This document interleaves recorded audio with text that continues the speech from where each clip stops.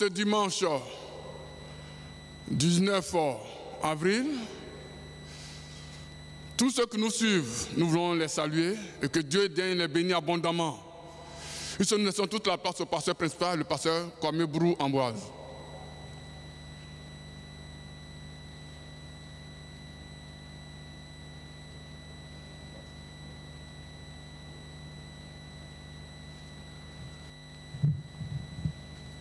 Bonjour chers frères et sœurs, c'est bien moi, c'est pas quelqu'un d'autre, hein?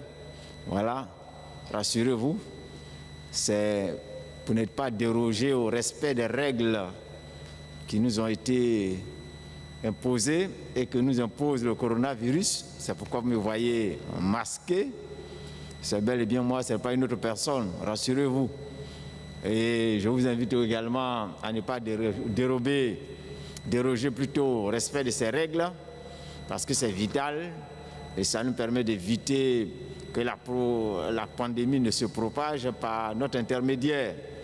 Donc Dieu fasse que réellement nous sortions de cette phase-là, de cette période de confinement et que nous puissions retrouver une vie ordinaire comme à l'accoutumée.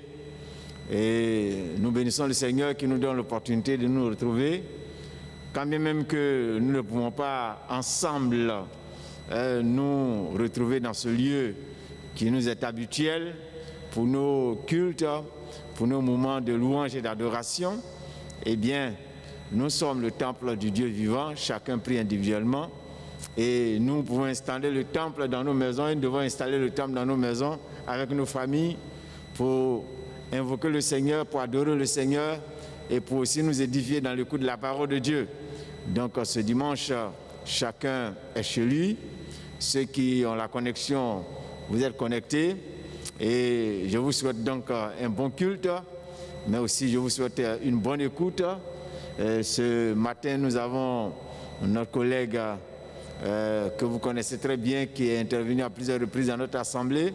C'est le pasteur Pierre André, qui est en service à l'église d'Abobo-Doumé-Péniel. Il est aussi maintenant le vice-président de la région Abidjan-Ouest et le secrétaire national de BCI Côte d'Ivoire. Donc sans plus tarder, je lui laisse le micro. Que le Seigneur le bénisse et que nous soyons enrichis ensemble. Que le Seigneur nous bénisse.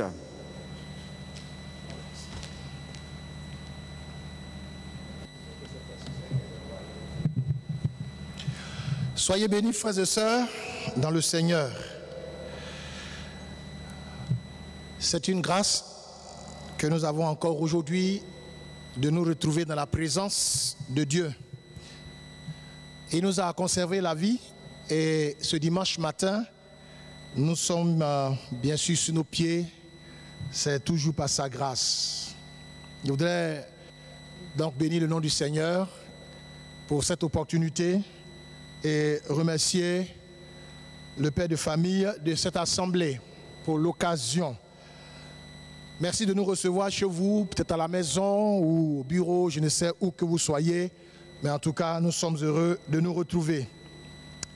Grâce à cet outil, je crois que nous sommes édifiés, fortifiés dans notre foi commune. Et ce matin, avec la grâce de Dieu, je voudrais avec vous porter une réflexion sur un sujet en rapport avec ces derniers temps, la fin des temps. Alors, je voudrais vous inviter à vous incliner avec moi, là où vous êtes, et nous allons prier le Seigneur pour l'écoute de sa parole. Ta parole est vie, ta parole est lumière, ta parole fortifie, construit. Ta parole est claire. Et ce matin, Seigneur, nous voulons nous remettre entre tes mains. Ce n'a jamais été simple ou facile pour l'humain de parler de Dieu. Aucun humain ne peut se targuer, Seigneur, d'avoir la capacité, d'avoir la possibilité de cerner Dieu et de l'exposer. Mais il t'a plu dans ton amour de susciter des humains pour faire une telle tâche, nous nous remettons en tes mains donc. Bénis l'écoute de ta parole. Quant à ta parole, elle est déjà bénie parce que c'est toi qui l'as prononcée. Merci de nous accompagner et que ton onction soit sur tout ce que nous aurons à dire pour l'édification de ton peuple. Nous te le demandons au nom de Jésus. Amen et amen chez vous à la maison. Frères et sœurs, ce dimanche matin, ce 19, notre thème, comme je vous le disais tout à l'heure, le thème autour duquel je voudrais que nous puissions naviguer ensemble ce matin, nous l'avons intitulé « La consommation du plan éternel de Dieu ». La consommation du plan éternel de Dieu. Notre texte de base, nous le lirons dans l'épître de Paul aux Romains, à partir du verset 33 jusqu'au verset 36. Romains 11, 33. Ô profondeur de la richesse, de la sagesse et de la science de Dieu, que ses jugements sont insondables et ses voies incompréhensibles. Car qui a connu la pensée du Seigneur ou qui a été son conseiller, qui lui a donné le premier pour qu'il ait à recevoir en retour. C'est de lui, par lui et pour lui que sont toutes choses. À lui la gloire dans tous les siècles. Amen. Et tu peux dire Amen chez toi là où tu es en ce moment. Frères et sœurs, l'apôtre Paul, dans cette épître, depuis donc le chapitre 9, si vous aimez bien lire la Bible, et je vous encourage à le faire, dans ce temps de confinement, depuis le chapitre 9 jusqu'au chapitre 11, que nous venons d'en lire quelques versets, Paul aborde la grande question, le grand mystère de la souveraineté de Dieu dans la dispensation de ses grâces envers Israël, son peuple, mais aussi envers les nations païennes, les goïms que nous sommes. Donc, c'est un mystère, la souveraineté de Dieu. Comment il fait son choix parmi plusieurs, cela relève d'un mystère. Et c'est ce que Paul, depuis le chapitre 9 jusqu'au chapitre 11, nous expose. Et Paul va terminer ce discours-là, ce grand parcours, par une sorte de poésie en l'honneur du Seigneur, une poésie dédiée à Dieu. Dans cette poésie, Paul exalte la sagesse infinie de Dieu, il exalte ses jugements, c'est-à-dire tout ce que Dieu fait. Il est difficile à un humain de porter un jugement à cela. Il exalte également les voies de Dieu qui sont insondables. Les pensées de Dieu sont au-dessus de nos pensées, aucun humain ne peut cerner Dieu. Et dans cette poésie, comme je peux l'appeler ainsi, Paul il fait une déclaration vers la fin. Donc, on va dire pratiquement les derniers versets, le verset 36, Paul fait une déclaration là-bas, mais cette déclaration, pour moi, constitue trois principes très, très, très importants. Paul va dire à la fin, donc le verset 36, il dit c'est de lui, par lui et pour lui que toutes choses ont été créées. Alors, ces trois expressions, de lui, par lui, pour lui, c'est cela qui forme pour nous une sorte de principe enseigné par l'apôtre Paul. Et cela, nous pouvons, ces trois principes, les résumer dans une pensée fondamentale qu'on peut formuler comme suite. Là où il y a un début et puis une continuité d'une chose, il y aura inévitablement une fin, une consommation, un accomplissement final. Donc, là où il y a eu un début de quelque chose, il y a eu une continuité de cette chose, il y aura forcément une fin. Voilà comment nous résumons ces trois principes dans cette pensée. Alors, je voudrais que nous puissions nous attarder sur chacun de ces principes les voir de plus près pour en tirer quelques leçons, quelques pensées pour notre édification. Le premier principe, il dit, tout vient de lui. Donc, de lui. Cette expression de lui indique la provenance d'une chose ou encore l'origine d'une chose ou d'une personne. Donc la provenance de lui. Qu'est-ce que l'apôtre Paul veut nous faire comprendre par ce principe? Pourquoi est-ce que nous disons que c'est un principe? C'est tout simplement que Paul veut nous faire comprendre que Dieu, il est le seul point d'origine de tout ce qui existe, de tout ce qui a été créé. Ça fait un. De deux, Dieu seul est le point de départ de toute chose qui existe. Et de trois, Paul, par cette expression, nous fait comprendre que le Seigneur est au début de toute chose. Nous avons donc, sous cette expression, ce principe, ces trois éléments importants. Dieu, le seul point d'origine, Dieu, le seul point de départ, et Dieu, le début de toute chose. Cela est très important.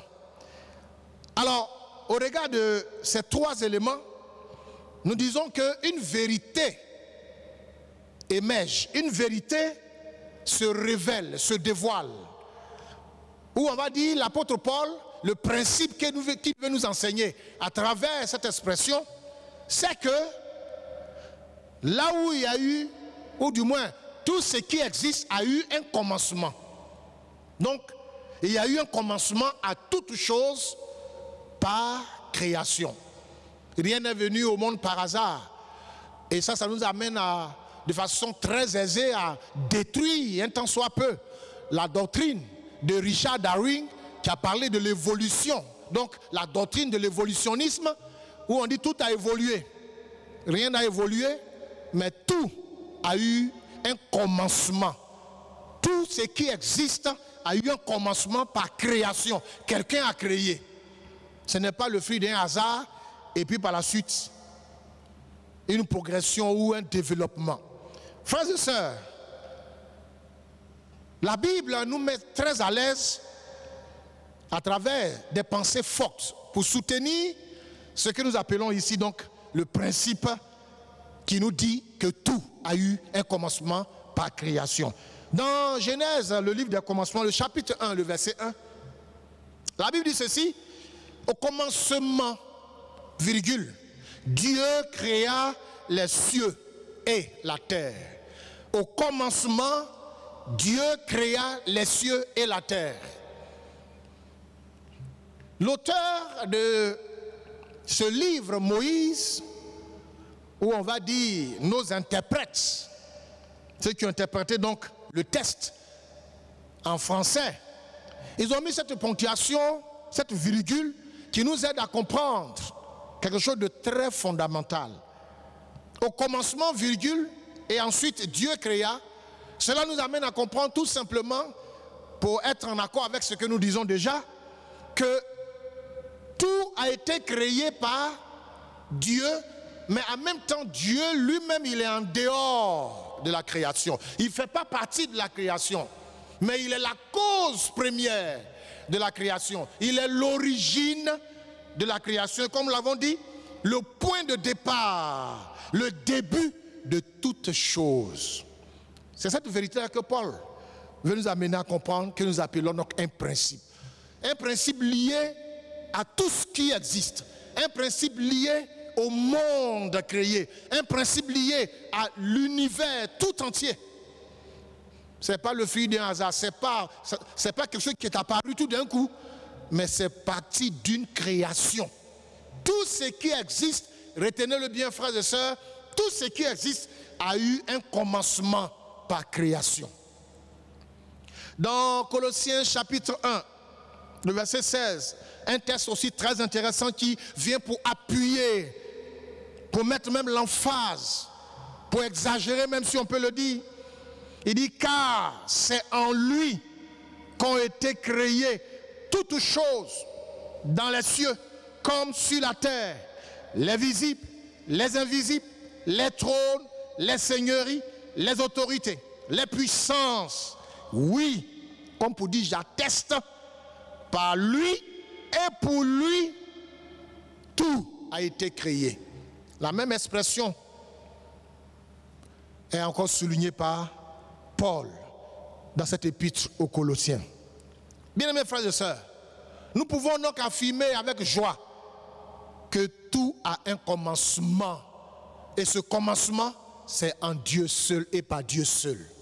C'est vrai, il peut y avoir des choses qui arrivent, des choses qui débutent, dont Dieu n'est pas l'auteur. Car Dieu peut pas être l'auteur d'un malheur. Dieu peut pas être l'auteur du mal. Parce qu'en Dieu, il n'y a pas d'iniquité. Il n'y a pas de péché en Dieu. Il ne peut pas avoir de péché. C'est même pas possible. Donc en Dieu, il n'y a pas de mal. Donc le diable peut être l'auteur d'un malheur, du mal. Il est l'auteur même du mal. La Bible dit, il ne vient que pour égorger, pour détruire, pour boire le sang, faire tout ce qui est mauvais. Mais qu'est-ce que nous voulons dire? Tout ce qui se passe dans ce bas monde ne passe pas inaperçu. Dieu sait tout. Dieu sait absolument tout. Donc, rien n'échappe à sa connaissance. Puisque lui, Dieu, il est omniscient. Omniscient qui veut dire Dieu est avant la science et Dieu est lui-même la science. Il connaît tout dans les moindres détails. Ce qui va se passer, comment ça va se passer, ça va s'arrêter, comment, quand. Dieu sait tout ça. Donc il n'y a rien qui échappe à sa connaissance. Donc même s'il n'est pas forcément l'auteur direct de quelque chose, Dieu sait tout d'avance, frères et sœurs. Dans ce sens, nous pouvons dire que le coronavirus, cette pandémie sanitaire devant laquelle le monde entier est à genoux, les grandes puissances n'ont plus de mots, n'ont plus de paroles. Les grands scientifiques, ceux qu'on appelle les intellos, ceux qui ont le cerveau, ils sont battus, vaincus, tous à genoux. Nous sommes comme emprisonnés dans nos maisons à cause d'un virus qu'on ne voit même pas avec les yeux. Mais cette chose a existé parce qu'elle a été créée quelque part. Dieu le sait. Est-ce que ce sont les humains qui l'ont créé? Est-ce que le diable l'a créé? Si ce sont les humains, ça veut dire que le diable est derrière. Car des hommes meurent, ils vont en enfer. Dieu ne peut pas être l'auteur d'une telle tragédie. Mais Dieu, quelquefois, il laisse les humains faire ce qu'ils ont envie de faire. Et après, eux-mêmes en subissent les conséquences. Donc, Dieu, au final, il sait tout. Il voit tout. Il autorise comme il peut empêcher. Tout ce qui existe, tout a eu un commencement par création.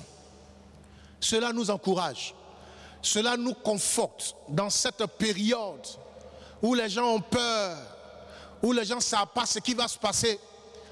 Eh bien, les gouvernants, les grandes puissances, on ne sait pas qu'est-ce qu'il faut dire. On ne fait que faire des projections, des suppositions, mais on ne sait pas du tout. On n'a pas quelque chose de clair en main. Mais le Dieu que nous servons, en qui tout a eu un commencement, celui qui est le début de toutes choses, celui qui est l'origine de toutes choses, en dehors du mal bien sûr, ce Dieu-là, nous sommes en lui, nous savons qu'il sait tout d'avance. Soyez donc fortifiés dans votre foi, frères et sœurs.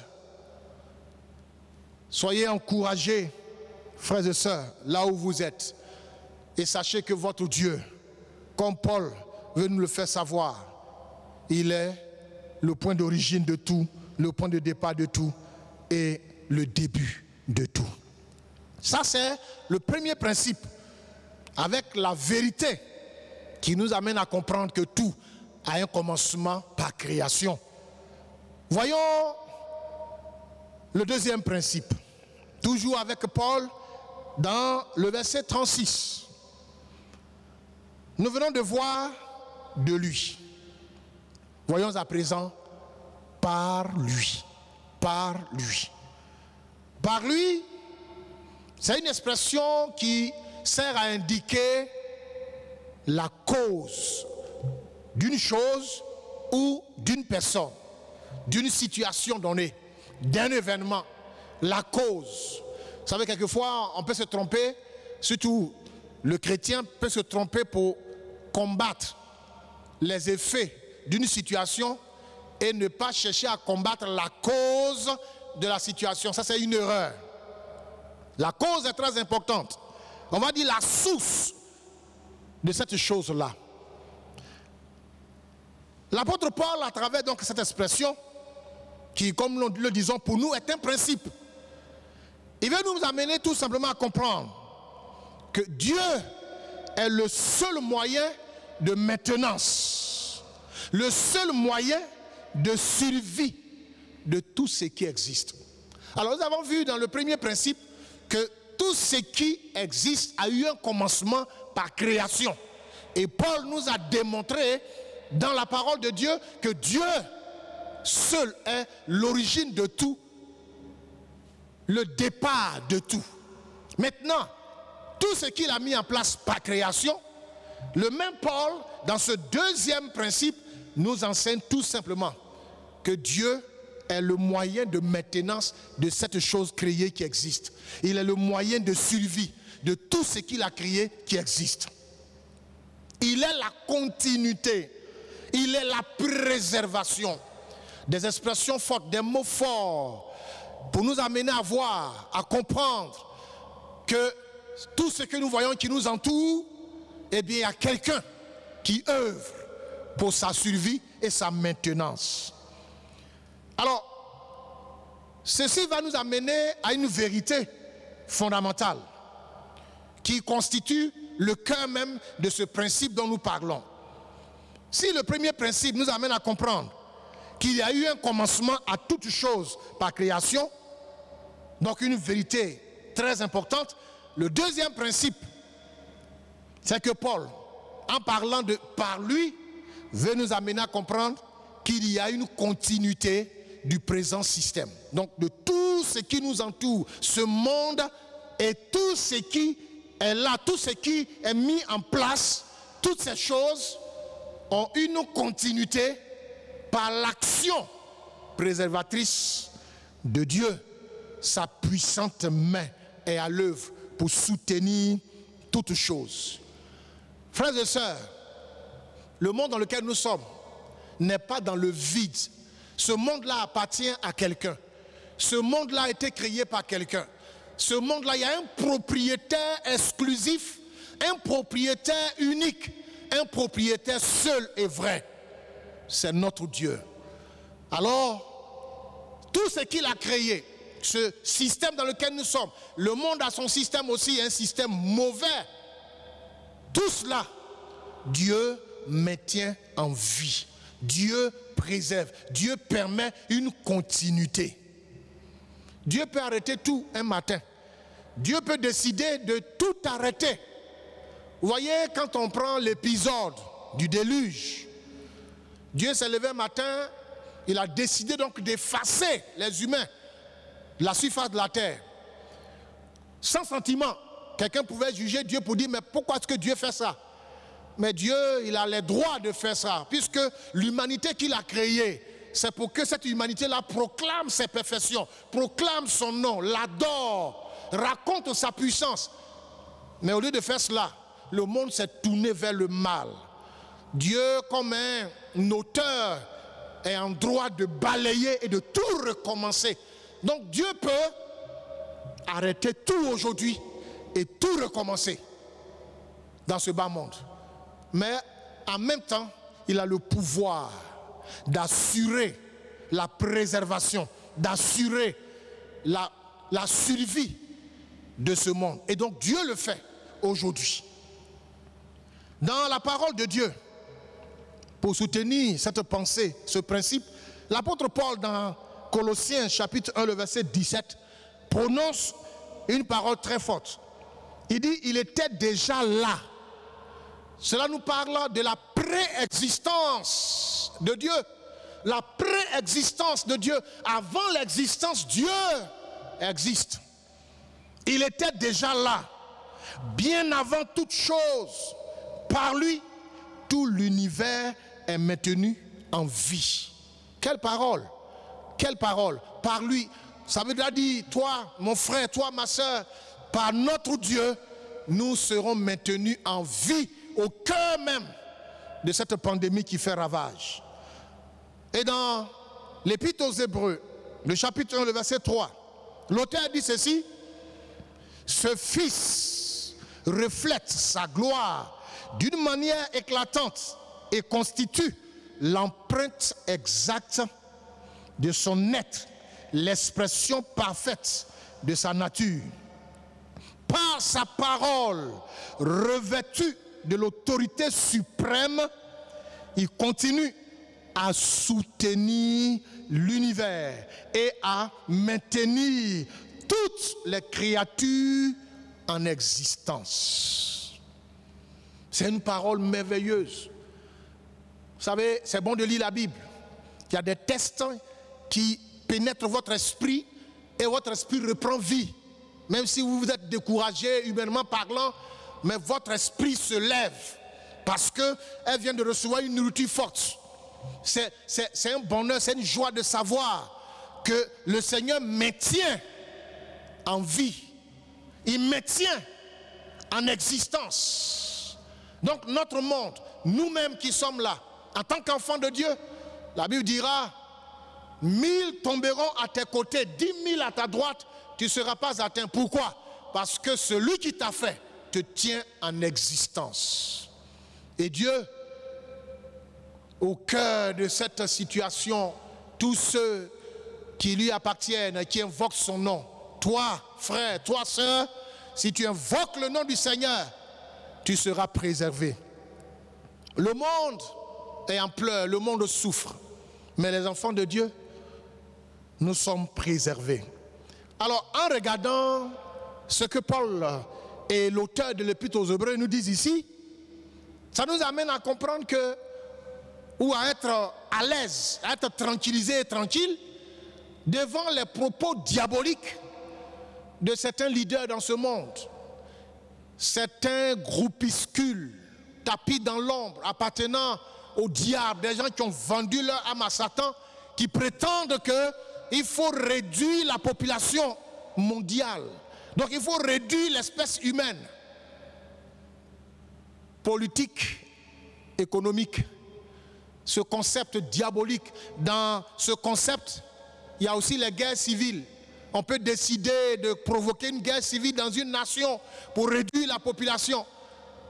On peut décider de jeter une âme destructive ou encore un virus quelque part dans un coin de la planète Terre pour réduire la population mondiale.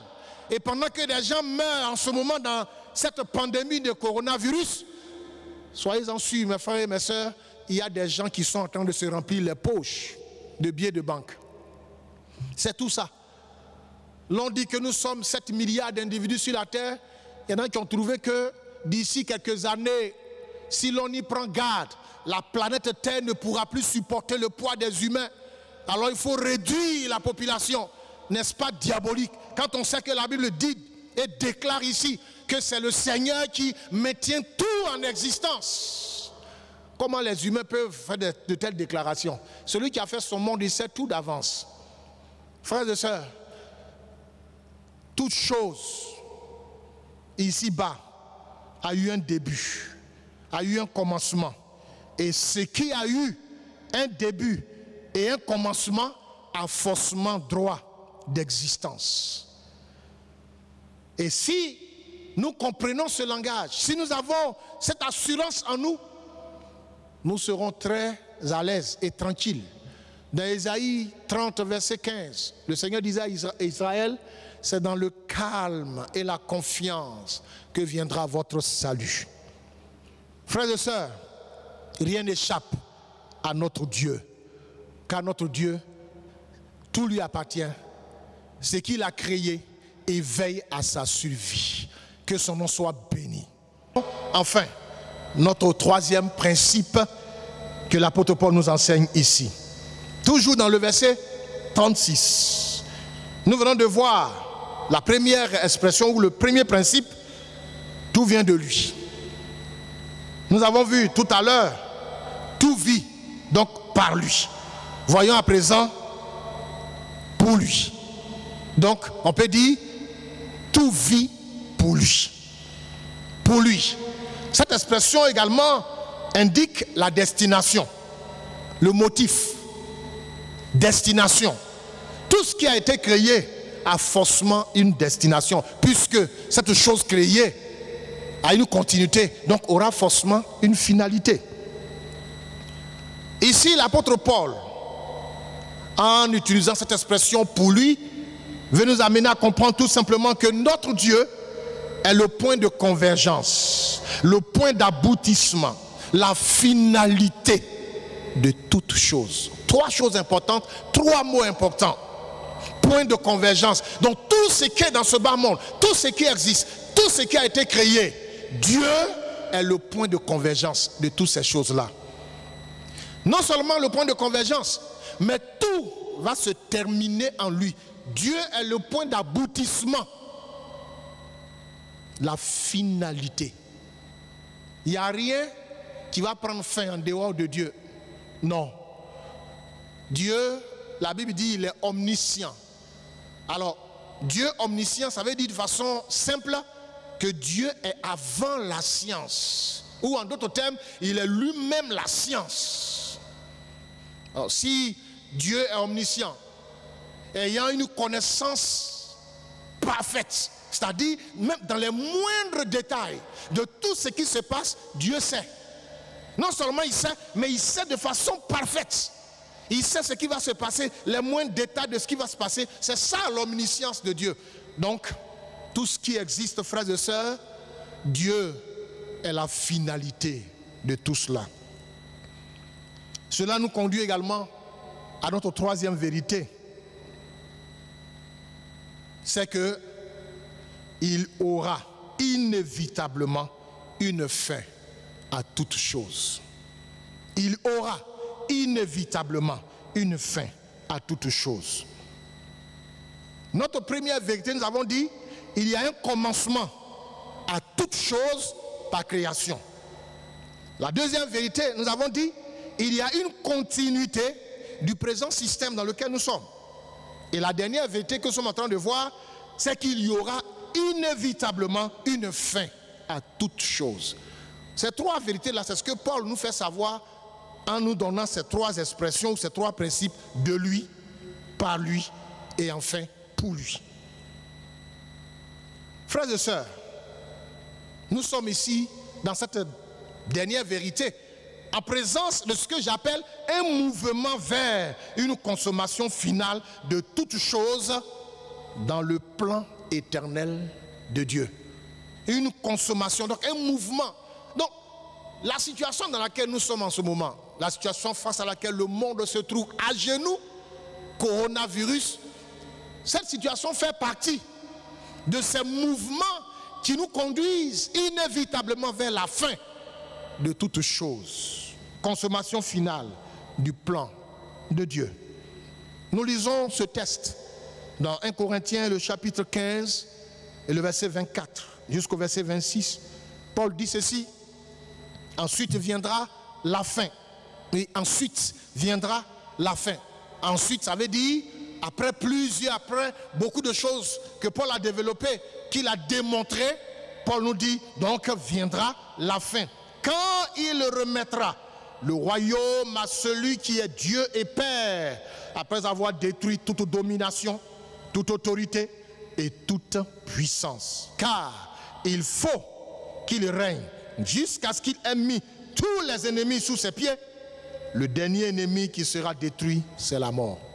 Ce texte nous amène à comprendre donc que tout prendra fin. Même la mort prendra fin sur la terre des hommes. Oui, bien-aimés frères et sœurs, tout ici-bas, tout, absolument tout ici-bas, a forcément une fin, forcément une finalité, quelle que soit la nature, la qualité de cette chose ou de cette personne. Il y a dans ce bas monde des gens qui sont assis quelque part, qui on pensait qu'ils étaient Dieu. Ils avaient droit de vie ou de mort sur celui-ci ou celui-là. Ils pouvaient décider du sort des autres.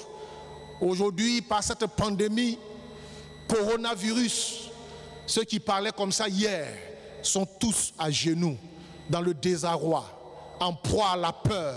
Ils se posent beaucoup de questions. Les intellos, les scientifiques, ils font tout, ils n'arrivent pas à trouver une solution. Ça amène l'homme à comprendre qu'il est un être fini dans l'espace et dans le temps. Seul un, notre Dieu, lui non seulement il est immortel, mais il est éternel. Bien-aimés frères et sœurs, c'est en ce Dieu-là que vous et moi, nous avons placé notre confiance. C'est en lui que nous nous sommes confiés en ce temps de peur, de confinement, où l'on ne sait plus où donner de la tête. Est-ce que quelqu'un connaît une situation en ce moment? Peut-être qu'en famille, dans ta vie personnelle, au plan moral, au plan spirituel, familial ou professionnel, quelque part, quelqu'un a une situation peut-être malade.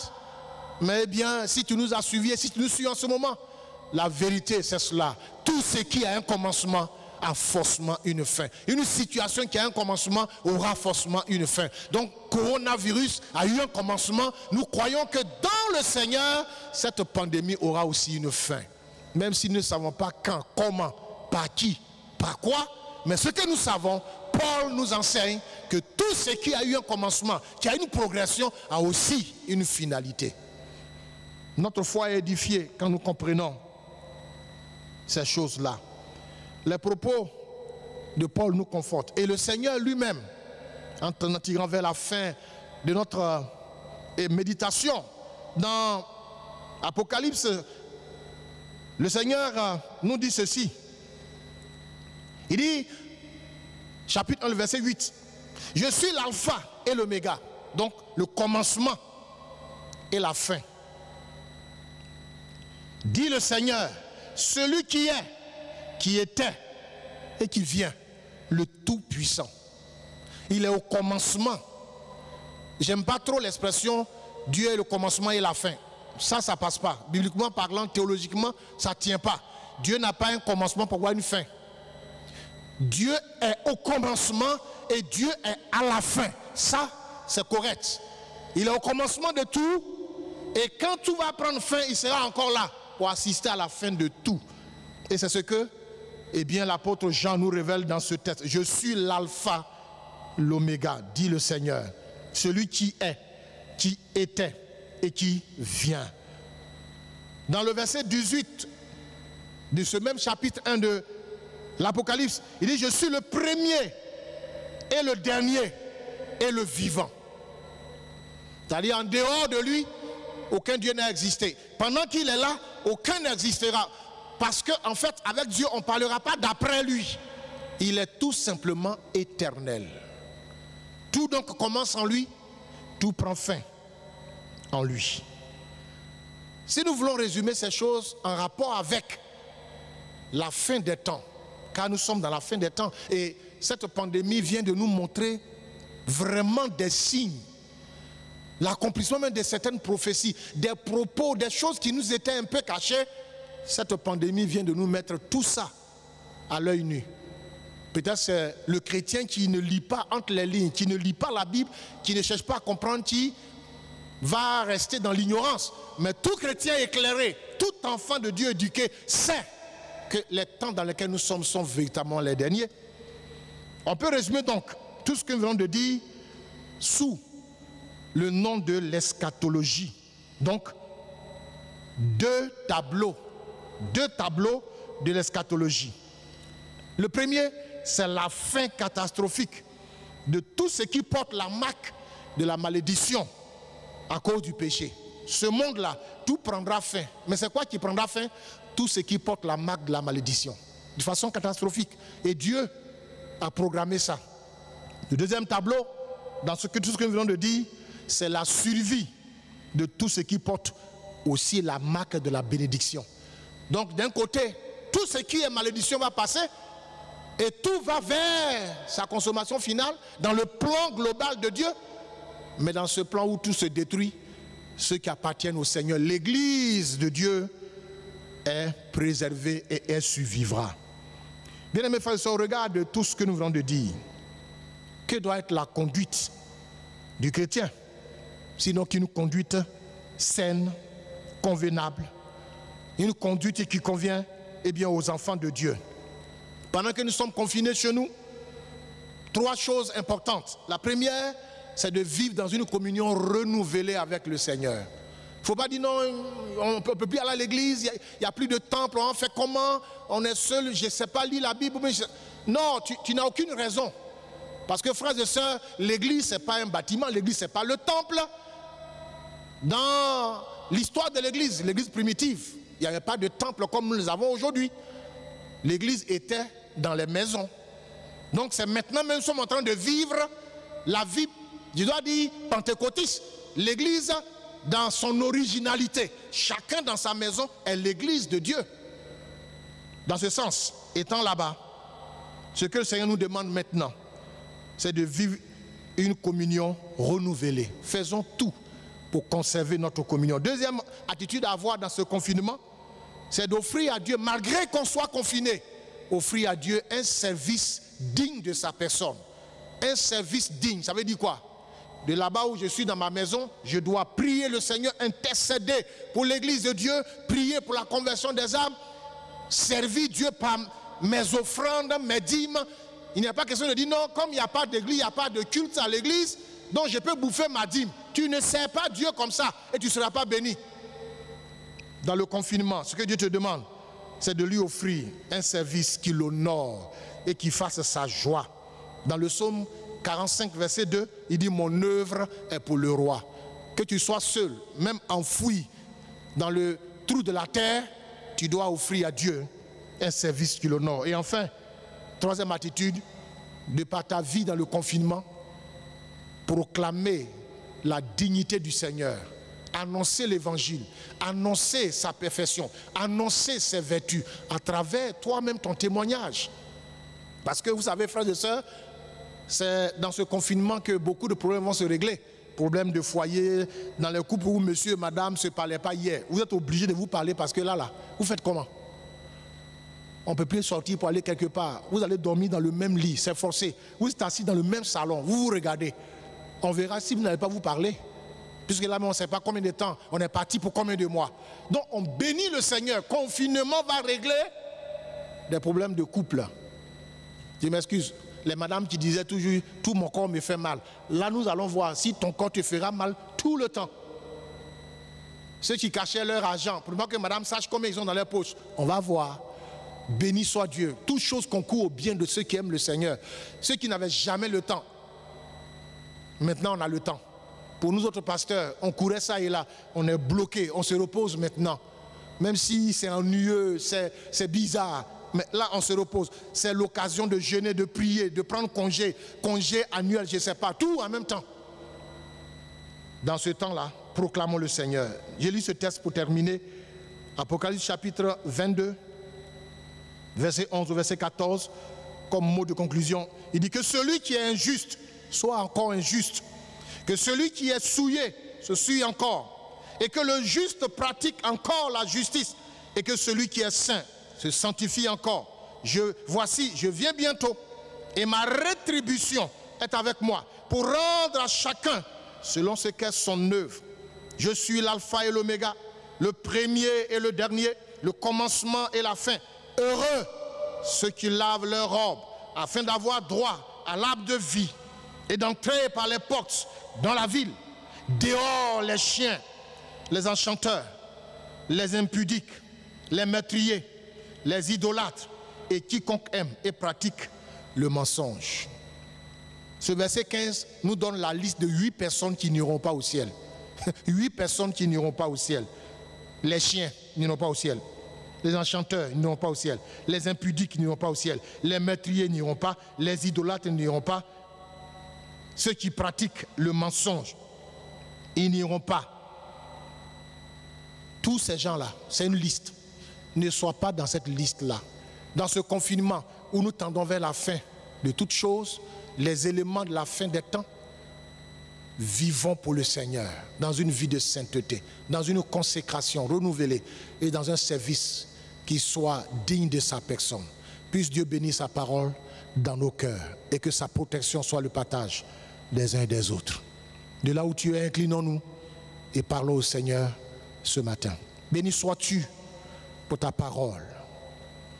Nous sommes heureux en toi, heureux de savoir que véritablement tout a un commencement, tout a eu un commencement en toi. Et que ce monde dans lequel nous sommes, quel que soit ce qui le secoue, il est maintenu en vie par celui qui l'a fait. Mais surtout, de savoir que tout ce qui arrive a forcément une fin. Seigneur, sur cette base, nous confessons que cette pandémie qui entraîne plusieurs en enfer, si cette pandémie a eu un jour une naissance, nous proclamons que cette pandémie aura une fin, même si nous ne savons pas quand. Toi seul le sais. Et pour cela, notre cœur se réjouit en toi. Nous prions pour que ton peuple, dans ce confinement, soit plus que jamais debout. Seigneur, quand ce confinement prendra fin, c'est sûr, nous avons l'assurance et la foi, nous retrouverons une église mieux consacrée, une église beaucoup plus réveillée, une église beaucoup plus consciente. Seigneur, des chrétiens plus spirituels, parce qu'ils auront eu le temps de se confronter à eux-mêmes, à leur propre foi, à leur propre vie chrétienne, à tout ce qu'ils ont appris dans ta maison. Ils ont pu mettre en pratique ou pas. Nous aurons une église solide, car là où le diable pensait détruire ton œuvre, c'est là que, Seigneur, ton œuvre se bâtit. Tu as dit, je bâtirai mon église. Tu as prononcé ces paroles il y a des siècles en arrière. Rien ne va détruire l'église de Dieu. Apparemment dispersée, mais personne n'est dispersé. L'église est plus que jamais constituée.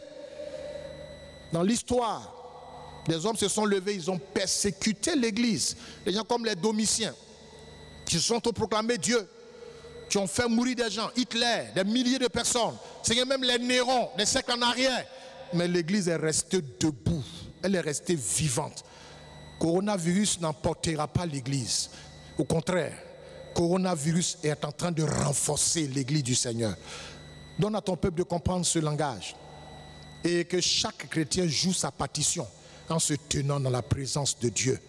À toi toute gloire pour ta parole qui est bénie dans nos cœurs au nom de Jésus-Christ. Amen. Soyez bénis, frères et sœurs, où que vous soyez, et restons connectés à ce site de l'église pour notre édification. Que Dieu vous bénisse.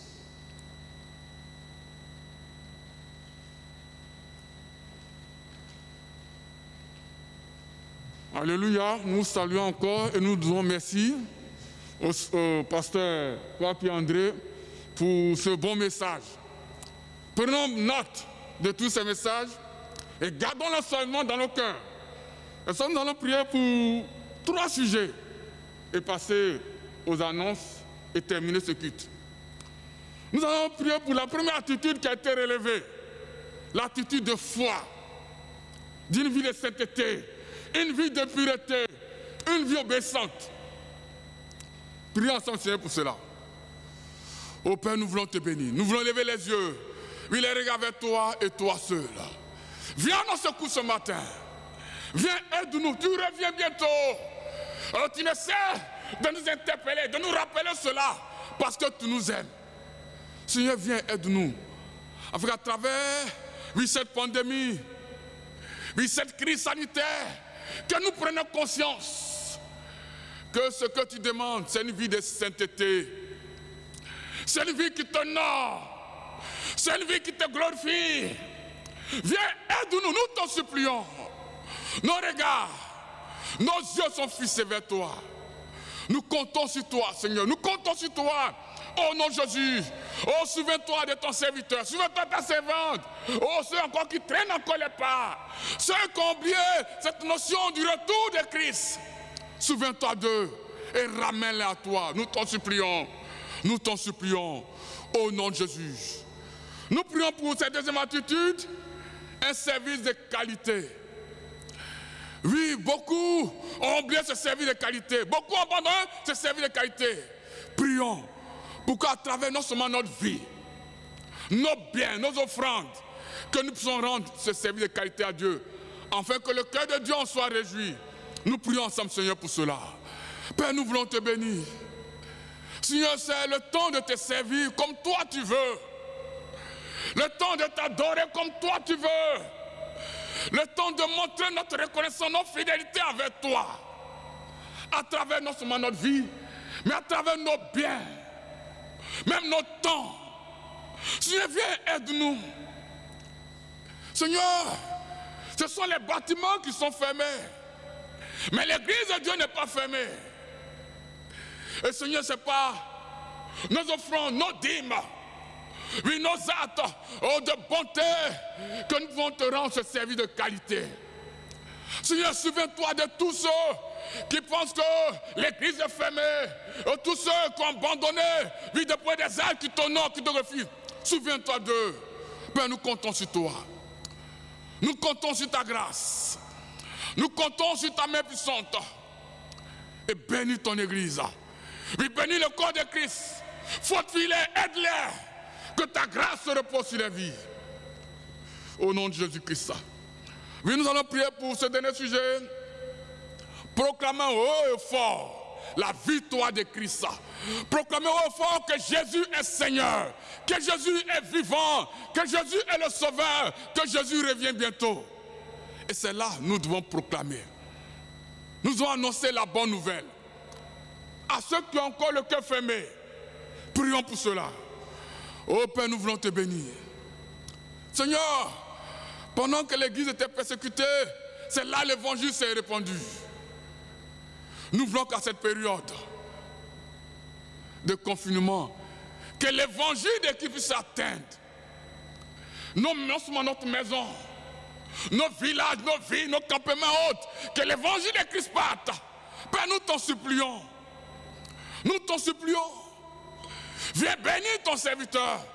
Viens bénir ta servante, bénis tes enfants. Oh, visite-les, éclaire-les, afin d'annoncer au fort que Jésus est Seigneur, que Jésus est le Sauveur, que Jésus est puissant.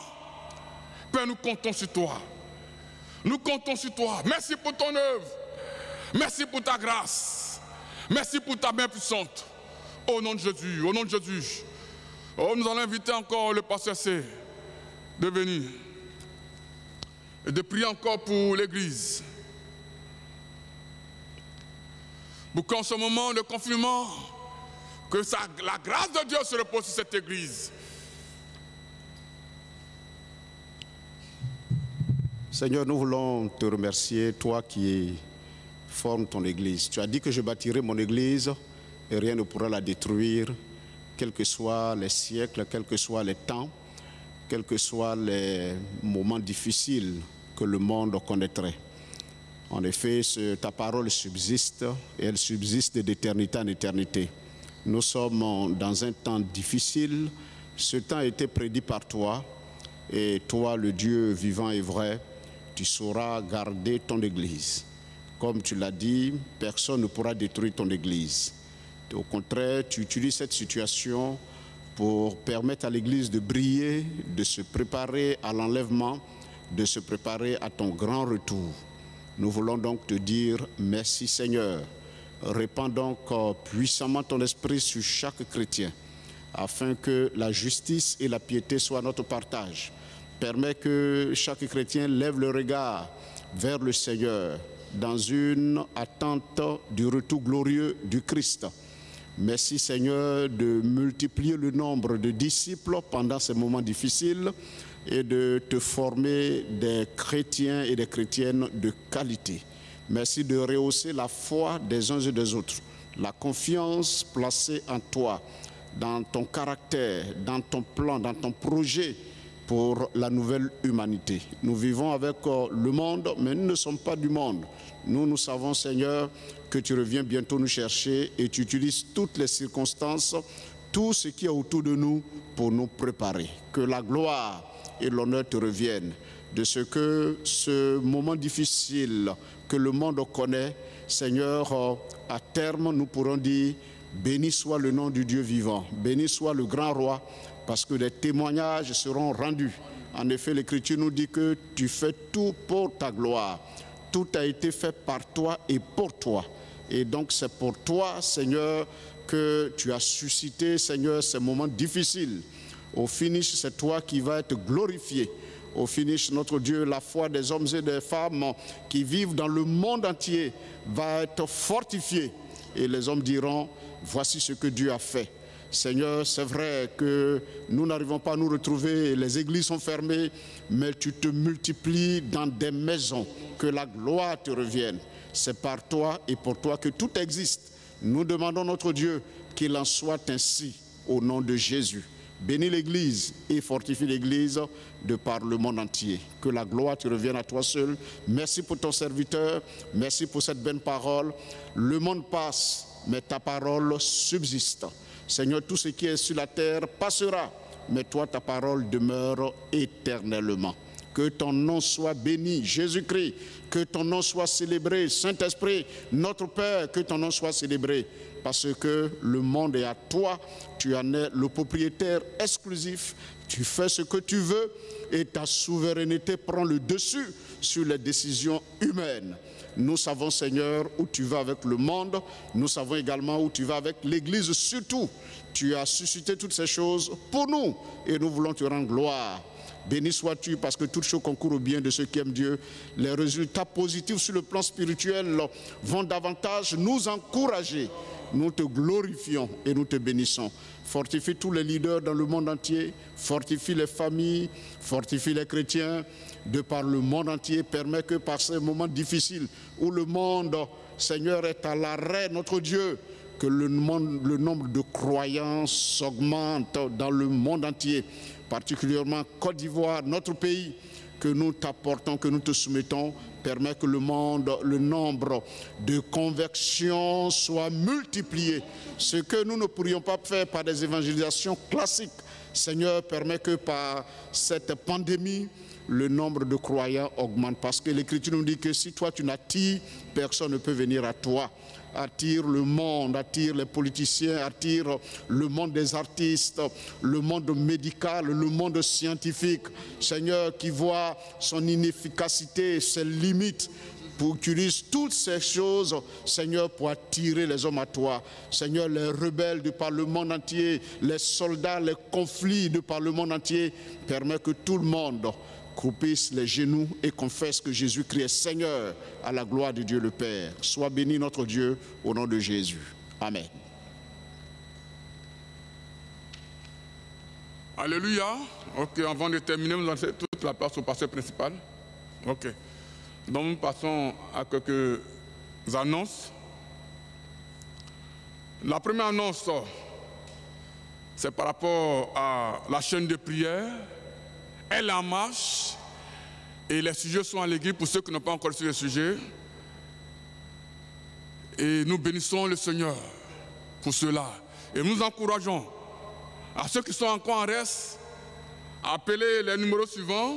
Le frère Kwasi Frédéric au 07 99 09 66 et Madame Konakan au 47 92 34 62.